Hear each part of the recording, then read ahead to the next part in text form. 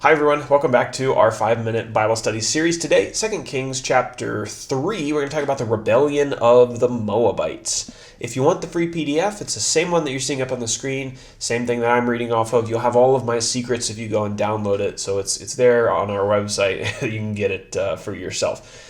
We always start our outline with a when section. When did these events happen historically? Well, the events of chapter 3 probably fall within the window of about 900 BC to 885 BC. We've got 5 key characters in this chapter. First, Elisha. He is the prophet of God. He just took over for Elijah, who was taken to heaven a very short time ago, at least as far as our chapters go. Jehoshaphat, he was the king of Judah. Then we have Jehoram. He was also known as Joram. He is the king of Israel, and he was the son of the wicked king Ahab. The king of Edom, he allied with Israel and Judah to attack the Moabites. And then we have the guy named Mesha. He was the king of the Moabite nation. This nation is going to rebel. Now, as far as our map, we're going south in this chapter. The armies of Israel and Judah marched through the land of Edom, which is basically at the bottom of our map, through the land of Edom, south of the Dead Sea, to attack the Moabite nation, which you'll see on the southeast side of the Dead Sea or the Salt Sea. This chapter has 27 verses, and I've got everything under one section. The Moabites rebel against Israel, verses 1 through 27. In Jehoshaphat's 18th year, remember he's the king of the southern part of the kingdom, Judah. In his 18th year as king of Judah, Jehoram, also known as Joram, becomes king of Israel, the northern part. And he was a wicked king.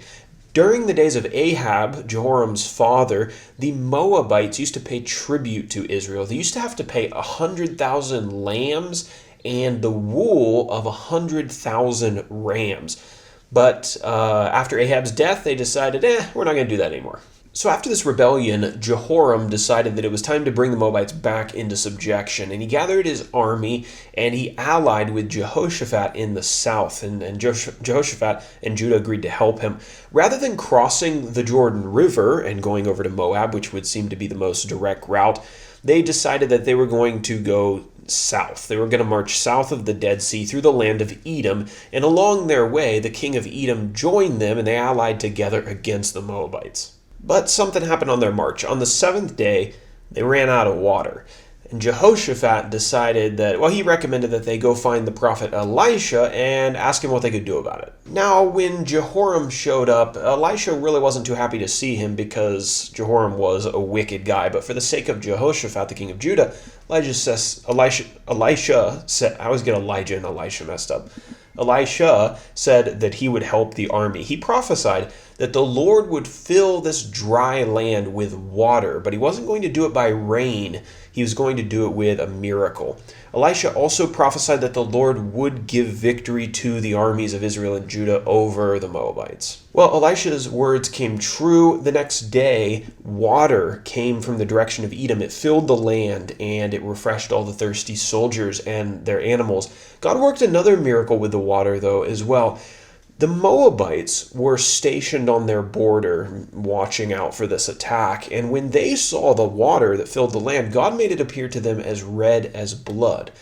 They concluded that the armies of Judah, Israel, and Edom must have gotten in a disagreement and must have started attacking one another. So the king of Moab rallied his men, and they went and directly attacked the camp of Israel, thinking that because of the infighting, they would be weak, and the Moabites would be able to defeat them and spoil their camp.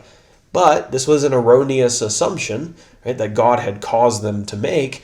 It led them straight into the army of Israel, which wasn't actually infighting with their own allies. The Israelites defeated the Moabites, and they sent them into retreat. They routed them. So the allied forces ended up defeating the Moabites. They overthrew their cities. They ruined their land even by plugging up all of the water sources and cutting down their trees. The king of Moab didn't manage to muster 700 swordsmen, but they didn't end up being any match for the opposing force. And then the king of Moab does something that's really, really terrible. In despair, Mesha of Moab killed his own son and who was going to be the heir to the throne, and he sacrificed him on the wall of the city. And at this horror, the armies of Israel, Judah, and Edom returned home.